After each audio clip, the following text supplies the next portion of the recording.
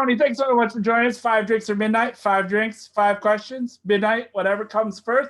How you doing, my man? How are things? Hey, I'm good. Thank you for having me. This is a lot of fun. I can't wait. They just kind of just jump right into it. Like I'm ready. Excellent. I'm looking forward to this. I've been looking forward to this all week. What's our first drink?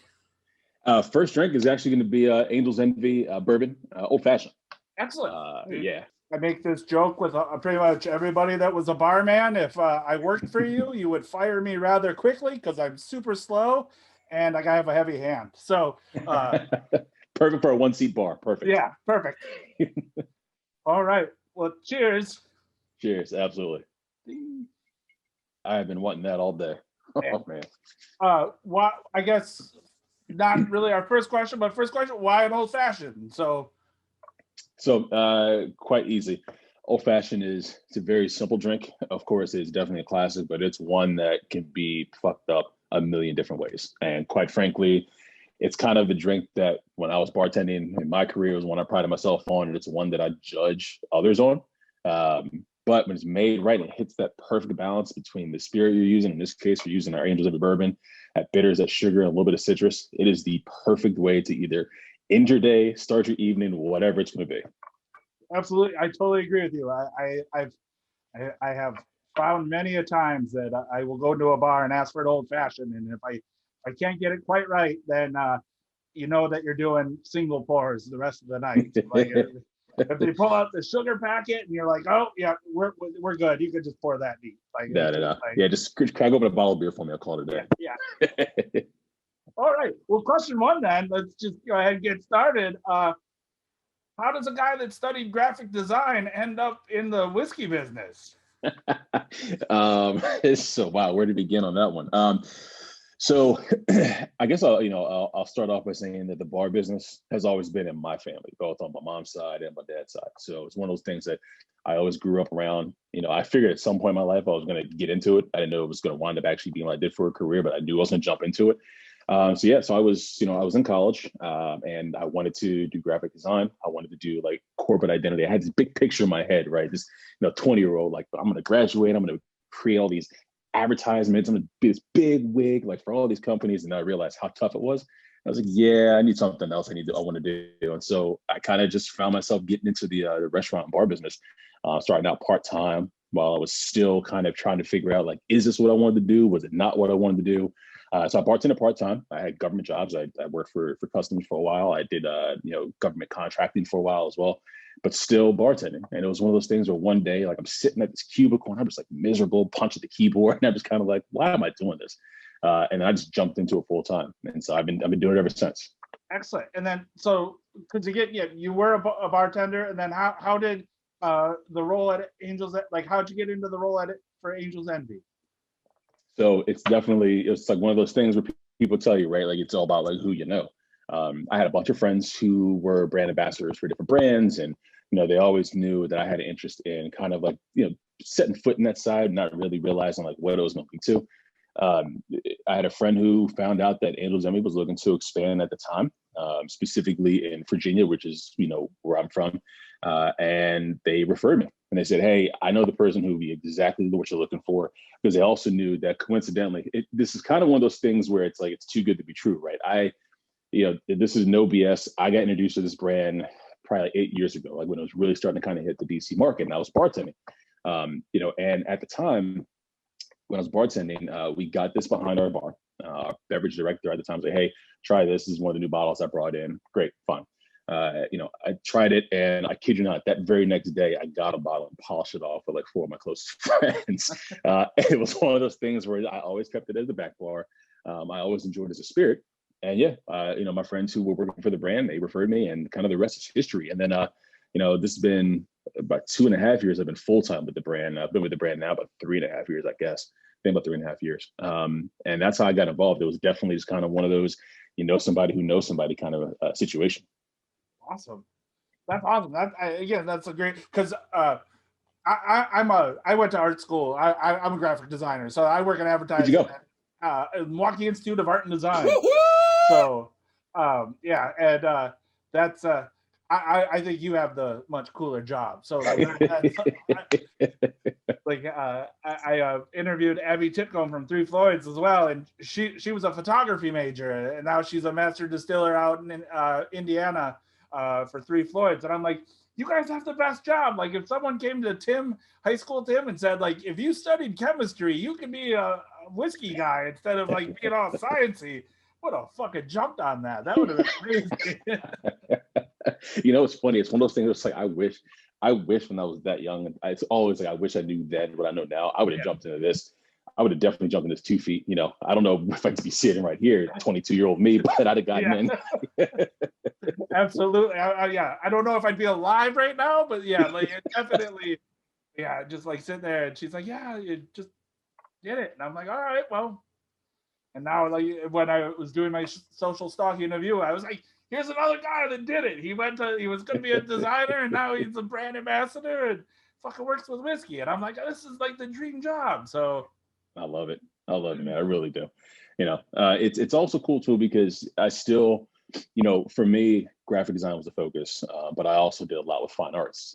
And so there's still a lot of that creativity that you get to have, when you're trying to plan stuff out and, kind of put in a little bit of your personality into it. So I still get to, enjoy the arts from that aspect. And now I get an opportunity to have a vessel with the brand. I got an opportunity to bring the two together in like really fun and creative ways. Like, why wouldn't I want to do this job? Yeah, that's awesome. All right, well, I mean, that's question one. Super easy. Sip on our old fashioned a little bit if you want. Mm-hmm. Or, I mean, we're both East Coasters, so we still got like a good 4 hours before midnight, so we're good. So we're good. We are good. On to drink two. Question two. What are we drinking? So this one we're actually drinking Angel's Envy Bourbon Manhattan.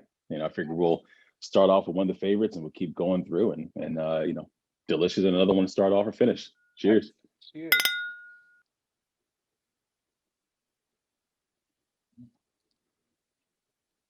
Oh yeah. Mm-hmm. All right. So question two. Angel's Envy has a motto, and I love a good motto, which is revere tradition, embrace progress. How does that affect, like, how do you take that into everyday life, and what does it mean to you? It means respect to what got you here, but don't be afraid to also kind of push the envelope. Get comfortable with getting uncomfortable. Because that's how you'll truly grow and that's how you truly progress. And that goes kind of with everything. And that's something I had to learn, honestly. But, it's understanding that if you're happy with where you are, then there's something more that can be done. Like, always just kind of pursue more, pursue the best, continue to do it. Hope that you're an inspiration to others, and the other thing too, is just kind of just in that process as well, do good, especially we're in hospitality still, be hospitable and let that speak for itself as well. And that on top of whatever you're doing, in this case, with the whiskey that we make, it's something that people enjoy, not only for what's in the bottle, but for who we are as people as well. So that's kind of what I try to do as well. And I've always kind of held that too, with anyone that's had a chance to ever sit in my bar over the years, it's one of those things where it's a discipline. It truly is a discipline to really understand hospitality and selfless service. It's not always going to work out for you, but if you know why you're doing it and you continue to progress and you continue to kind of push forward, in the end, it's rewarding. And so for me, that's what it encapsulates all of that, honestly. Like, when people want to be out social, you're working. So like, you're out there, everybody's out having a good time, but you're doing a job. So like, you're part of that thing. And then also then making cocktails and serving and doing that. And it's a very, very difficult job. So always remember, tip your bartender. So that's absolutely, especially now. Now. But yeah, it's to your point, it's one of those things too, where it's, you still, when you're a bartender and, when you're in a position like I'm in, you still have an opportunity to control and navigate the fun of the evening for guests. And that, I think, is actually, if you're a bartender at any point in your life where you're in hospitality, you have an ego. You still have an ego. Why? Because you wanted to feed that ego, right? Like, someone's like, hey, great service, and they give you a fat tip on top of that. You're like, oh, feels good. But then, like, you have an opportunity, like, it's just kind of something you can't explain, but you have an opportunity to really kind of control the room, control the environment, and really kind of just drive the direction of that night. And for me, I'm like, that's like ultimate power. You know what I mean? It's like, and if you do it right, like it just comes back and it's a great feeling. It's a great feeling. Yeah, now I've got a vehicle to do that. I'm like, hey, you want to have a good time? And I've got some great bourbon behind me. Let's do it. Yeah, no kid. Yeah, like can't go wrong. Like you're like good time, bourbon, sold. So exactly. Say no more. I'm in. Yeah, it's kind of like a good busy bar. I had a friend that he basically considers himself a conductor of lifestyle. He says like a good busy bar, and he's like, I'm here. I control my music. I control the people. Like I'm here, and like I can make this date go terribly wrong, or I can make this date go really well. Like he's like, I can make sure these people have a good night, but like it's my job to control the atmosphere. And you know, like when you walk into a good bar, you can really feel it. And I think that, you know, if you have personality and whatnot, like I'd rather go to a shitty dive bar with just great personality and they make really crappy drinks all night long versus a stuffy cocktail bar that, or I do love a good but you know, like an over pretentious cocktail bar and you know, just sit there and quiet and you know it's so boring and like I just want to have like just a good time and I you know I firm believer that going to a bar isn't actually about drinking, it's about the shenanigans and the socializing that you can actually get into and talking with the people and having a good time. So like that's always the the the goal. So like that I agree with you. Amen to that. I mean, it's somebody, a friend of mine told me years ago, and then I'll never forget it, which is, great hospitality, great personality will make up for, for a crappy drink any day of the week, not vice versa. Right. Like you said, like it's like, you know what I mean? Like half the time it's, I sit down at a bar and I'm having such a great time. And like, that's the good times. Those are the moments that you remember. Right. But if all of a sudden, whether it's bartender, server, whatever, if the vibe is not right, the hospitality is not right, for some reason that sticks out in your head a lot more. If someone says like, hey, can you remember the 5 like crappiest times you ever had in the bar? Most people would be like, yeah, this, and this. yeah. Like, great. Tell me about the good times. Oh, well, was this, was this, was this? You know what I mean? Like, but again, and I think that's our culture is we'll always complain about the bad times and not really talk about the good times. It's because again, it's just you're enjoying the moment, whereas that bad time is ruined your night. So it's engraved in the brain. So it's And so that's our job, is to make sure that people continue to have those good times, for sure. And that's there's no better feeling. There really isn't. There we go. I think you can see that a lot better. Yeah, so much better. Oh yeah. I did a for you. So I'm not gonna say I'm jealous, but then I'd be lying. No, let's do it. Oh, that's nice. See, I told you, heavy hand. I think you and I cut from the same cloth there. Excellent, perfect. Now I don't feel so bad. Not at all. Not at all. All right. Well, cheers. Cheers.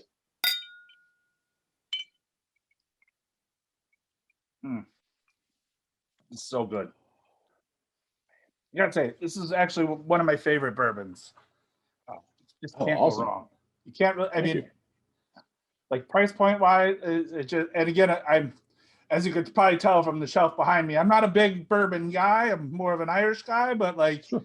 I think that just the port wine barrel finish is just, it's so just different and nice, and you can't go wrong. So it just, we're doing something right, and it's kind of going back to that story, like the first time I had it, that was, to understand too, this was probably, like I said, like 8 years ago. At that time too, we were talking about bourbon, especially domestically. There weren't a lot of bourbons on the market that had like the secondary finish, right? The first one I actually had that was like that, and instantly, boom, the first thing I got from it, because I tried it neat, first thing I got was actually some of the tannins from the port barrel, right? And from there, I was like, man, I don't know what this is. Like, I don't know. I want a bottle, and I'm gonna keep drinking it. And I'm gonna keep drinking it. And here we are, 8 years later. If you're that passionate about it, then you're doing something right. And it's just, you got to have that following. So it's just, I'm right there with you. It does. It especially, especially like the bourbon too. Like I think I think we do a really phenomenal job at like creating something that kind of walks that fine line, right? Where it's got enough complexity for people who've been like really drinking whiskey for a long time, but it's also super approachable. And especially, I mean, you and I both know this now.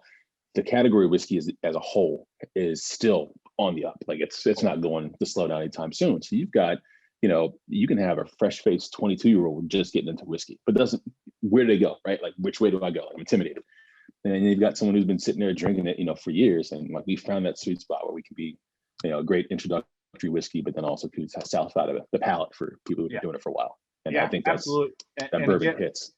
Yeah, absolutely. And sorry, I didn't mean to cut you off there, but yeah, it's just it's so like, again, it's a great sipper just by itself, but just cocktails as well. Like it's just super universal. But I think it's a must-have for everybody to have on their shelf. And again, it's just a fucking cool bottle too. So it like you can't go wrong with that. So I mean, I think I'm married to this brand for life. I mean, you probably see I've got the. Well, I was actually going to ask what came first, working at Angel's Envy or the tattoo? Working at Angel's Envy came first. Okay. Yeah, and then there were a couple of people who worked for the brand at the time that also had the wing tattoo, smaller versions. And I'm thinking to myself, I'm like I said before, it was an opportunity, a dream come true to have the chance to work for the brand. And I was like, I was like, F it, I'm gonna go for it. Why not? Right. So I took an empty bottle. I'll never forget. I took an empty bottle to my tattoo artist. And she was like, what do you want to get today? And I just showed her. I was like, this. She's like, the whole thing? I was like, yes, the whole thing. Like, why would I want just one wing? Yeah. No. What's that gonna do? You'll fly sideways. Nothing. And so, she's like, what are you thinking? I was like, right here. I was like, right here. And, people are like, well, what do you know? What if you move on? And what if I'm like, if I move on, great. It tells a story. It tells a story about some of the best moments of my life, doing what I do, as a career, what I really enjoy. Like, nothing wrong with that. It's not someone's name that I get covered up. All right. Question 3. So Angel Envy was started between a father and a son. And I know that you have a son. What if your son, 21 years down the line, comes to you and says, Dad, I want to get into the whiskey business? What advice would you give him? First thing I'll ask him is, what took you so long? That's the first thing. The advice I would give him is, don't sacrifice your beliefs for something just to do it. Right. I think especially in the spirits business as a whole, sometimes you just got kind of get caught up in the actual moment of itself and not what it truly stands for. And so for him, I'd say just be yourself, continue to be yourself. If you're in the hospitality business, like I said, take care of people first, let your personality do the talking, and then enjoy the ride. Honestly, just remember, it's not about you, it's about them. And having a vehicle to do it just makes it even better. That's amazing. I think that's good advice, I think, for anybody starting out in the business. So I think that's amazing. So yeah. Good news, sir. Absolutely. Yeah, you have to have passion about anything that you do. And if you do, it speaks, right? Like you can tell if someone's having a good time doing something, you can tell if someone's not. And if you find that right moment where you're like, yeah, this is it, this is me, then it's almost like you don't even have to say much, because your excitement, your passion for it just speaks for itself. And people are like, I don't know what you're trying to tell me, but I like it.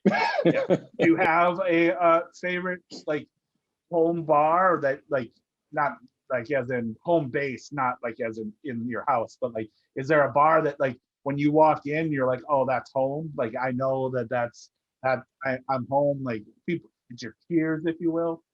Yeah, actually, I have 2. So some good friends of ours actually own the restaurant.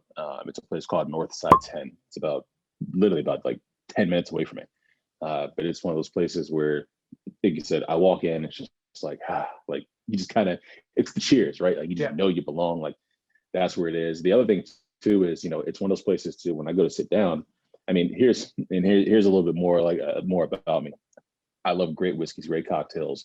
I can be a snob about stuff, but sometimes I just want the crappiest, coldest beer you can give me, and like a whiskey and Coke. That's it. You know what I mean? Like I just want to just drink and just don't care, and have a great time. And this place does it for me. And then when I'm in the city, there's a couple of places. Again, the chicken and whiskey is one of them, for sure. I walk in and I feel at home.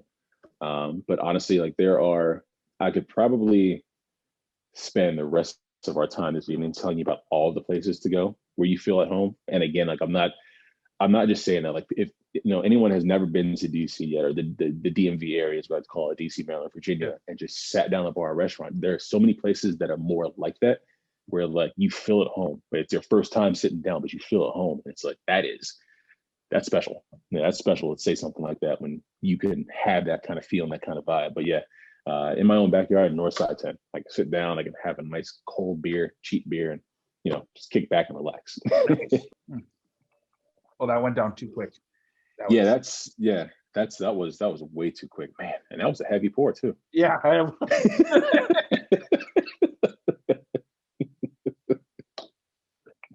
was a heavy pour. Might have to do a double of that one. All right. I mean, I got nowhere to go. Well, I mean, fuck. I just there in chat. I mean, it was just too damn good. Like you can't. I don't even think I tasted that. Like there must have been a hole in my glass. Like that. Yeah, I gotta. This is quality control here. So yeah. Well, round two. Cheers. Cheers. All right. I mean, question 3. We've done 3 pours. I mean, we could do another, or we could move on to question 4. It's up to you. I mean, it's only 9:10, and it's not like I'm going anywhere tomorrow. So another pour. Yeah, why not? I told you that on both my mother and my father's side, the bar business was part of our family, kind of always. And when I was in Cleveland, I lived in Cleveland. My grandfather converted the basement to a full-fledged wet bar, and so now we're talking, 70s and 80s. So on the front of the bar was like shag carpeting. Yeah. With like the square mirrors, had the circle mirror inside of it. We had the papasan chairs. I'll never forget this. And I wish when my grandfather passed away, I wish I'd have grabbed these. He had side tables that were these big dice, like black and white dice. But anyway, so, he passed away. We go back to Cleveland. I'm cleaning, and the first thing I do is I'm going down to the basement. That's the bar. That's where I'm going. So I'm rummaging through, and there's a reason why I selected Dewar's. I'm rummaging through, and I find a couple open bottles and some Canada Dry, like whatever, fine. But then on the mirrors, there were 2 windows behind the bar.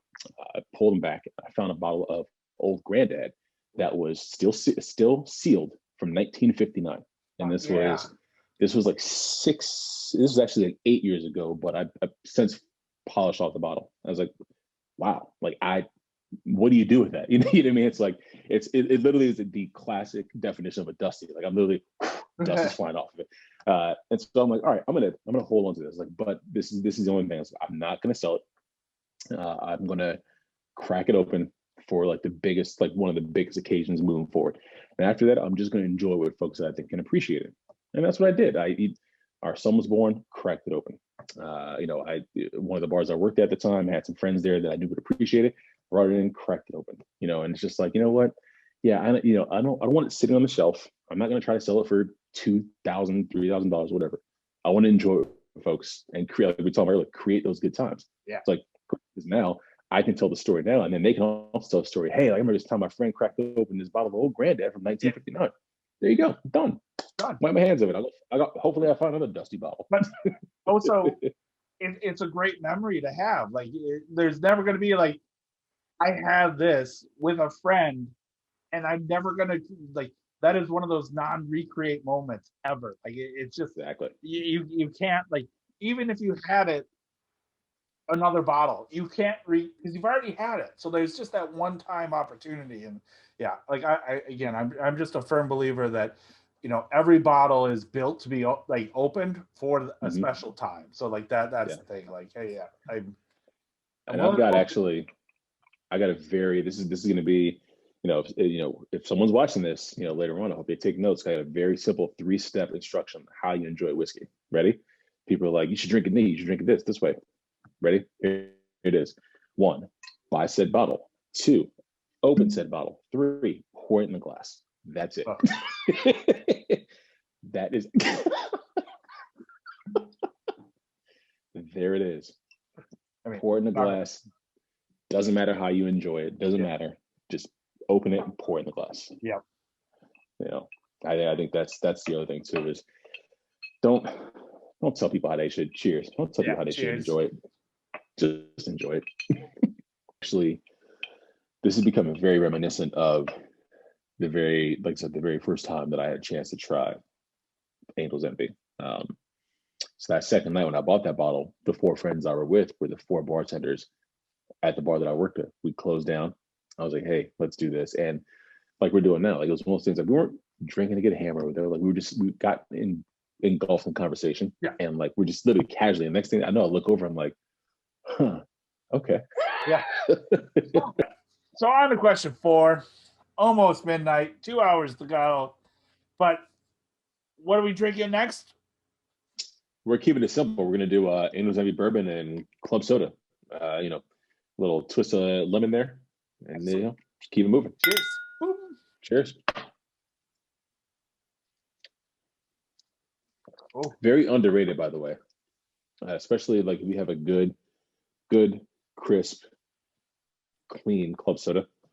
You know, this is something that most of the time I actually enjoy because so look, I know what the whiskey tastes like. I know what it tastes like, but I want to enjoy it, especially here. If it's in 85, 90 degrees with 100% humidity, like I'm still going to enjoy my whiskey, but like give me a little bit something more that kind of, you know, is a little more refreshing. Works for me.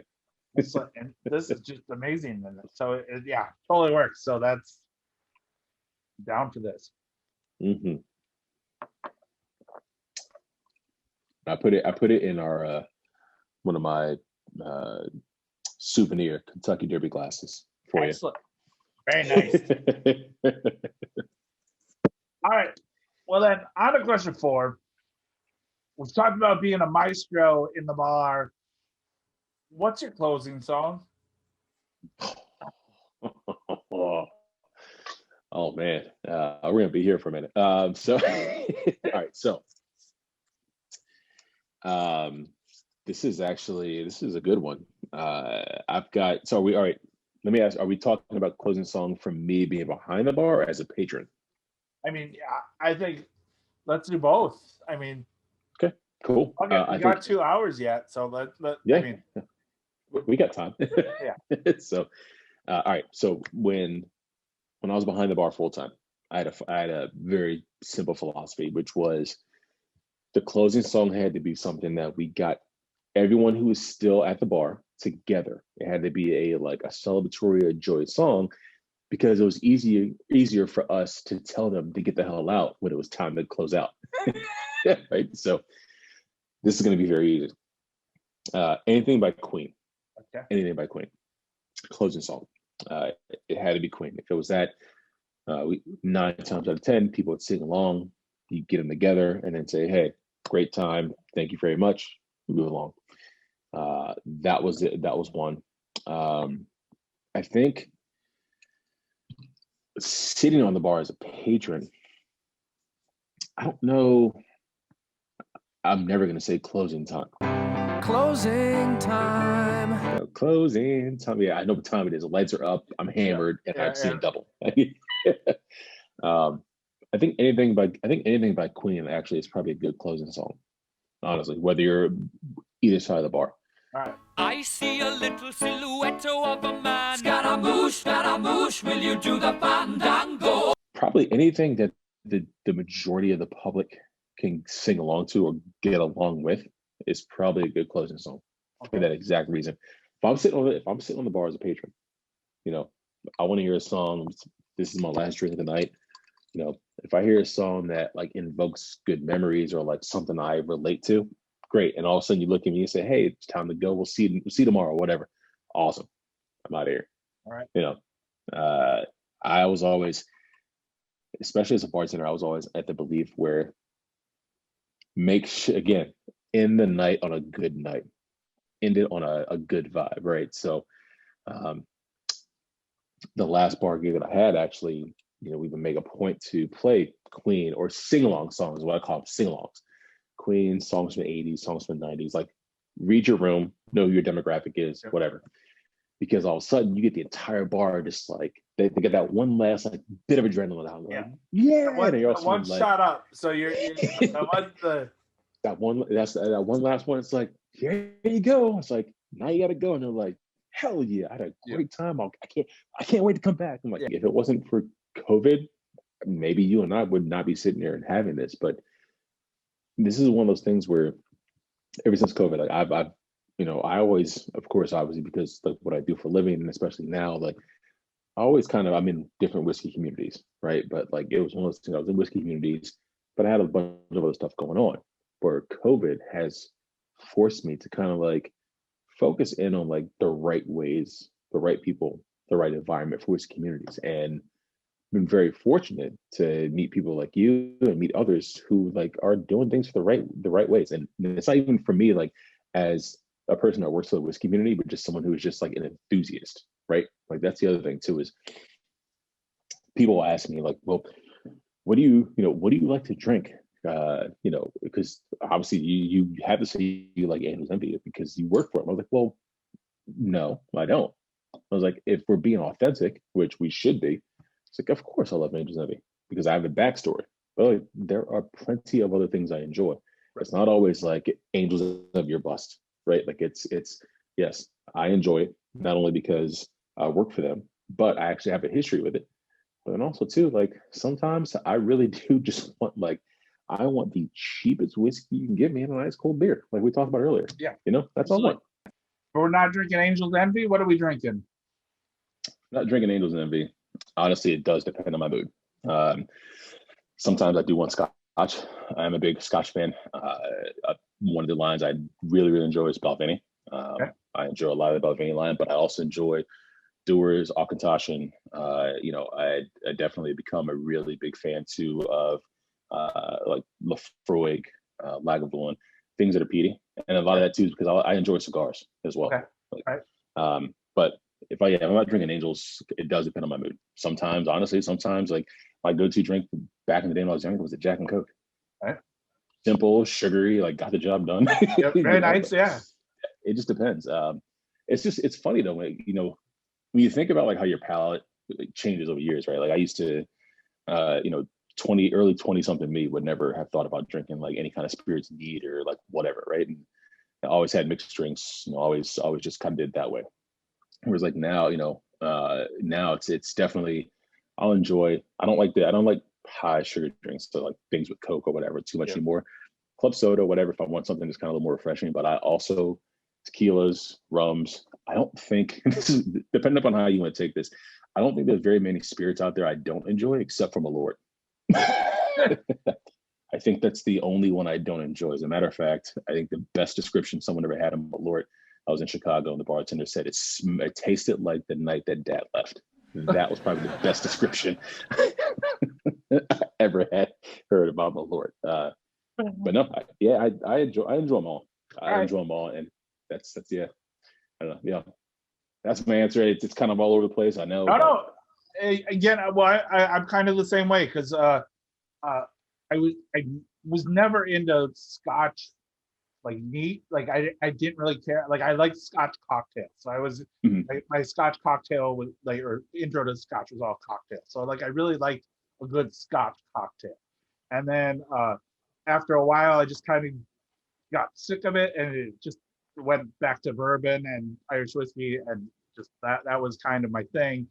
And now I think maybe the taste buds are just rotating through, but been really getting back into the peat aspect of like the stuff again. So like I Irish is getting that way, but like I've been buying a lot of Scotches again lately, and it's just been like a trip down memory lane going, oh yeah, I remember that one. And like it's kind of like one of those things. So yeah, it's just and for me, can drink just about anything, but for some reason vodka itself just makes me puke. Like that's like, actually I'm with you. That I forgot to mention that. That's the only one I can't do.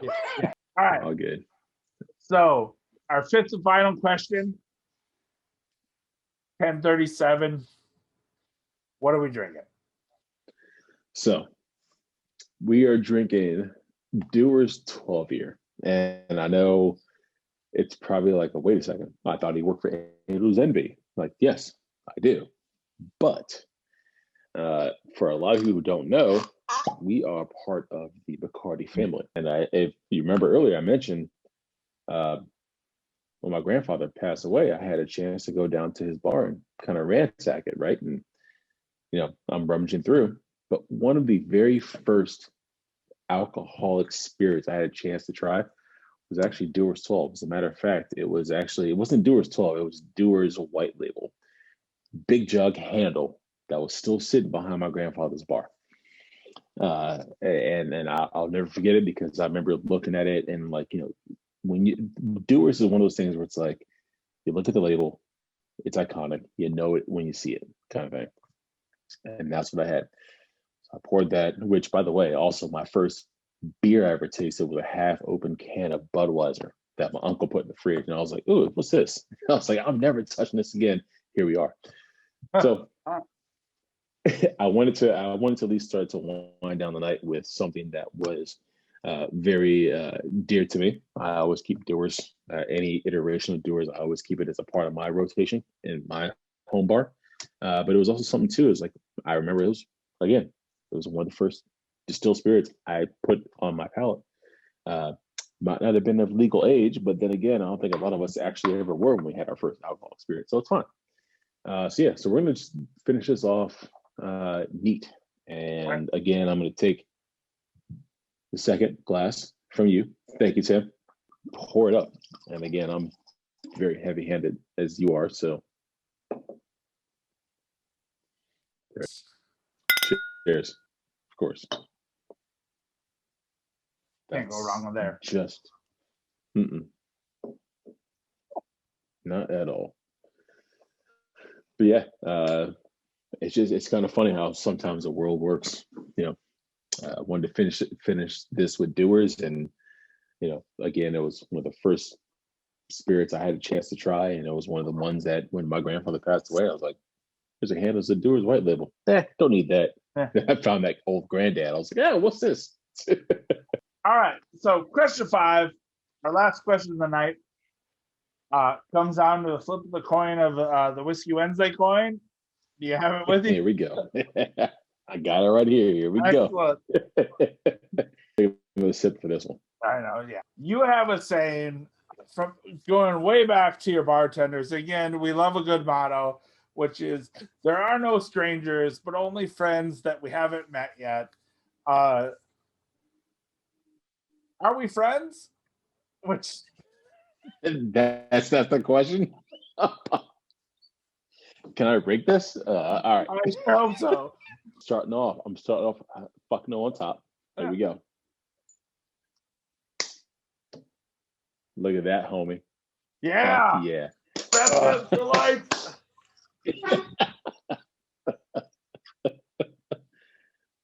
Fuck yeah. Yeah. Oh man, that's you. Yeah, you pulled that because that's true. But there are no strangers, just friends we haven't met yet. Well, I will tell you, if it came up, fuck no, I'd be heartbroken. So like that was, I was just.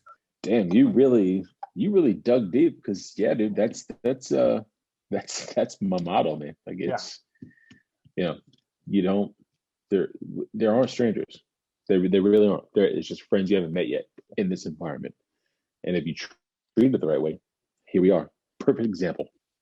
I knew right off the bat, like, we're fucking friends for life. So, like, it's just, cheers to you, my friend. Cheers to you. Seriously. I can't wait till we can actually cause a ruckus in person.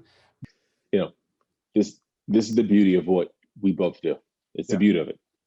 This brings everybody together. Yeah. You pay attention, you do it the right way, it brings us together. Yeah. Hell yeah. I just want to say thank you so much, Tony, for your time. Thank you. I appreciate everything that you've done. We love Angel's Envy. Thank you. Fucking wrapping up some Dewar's. Absolutely amazing. Can't wait till we drink in person. So thank you so much. Until next time.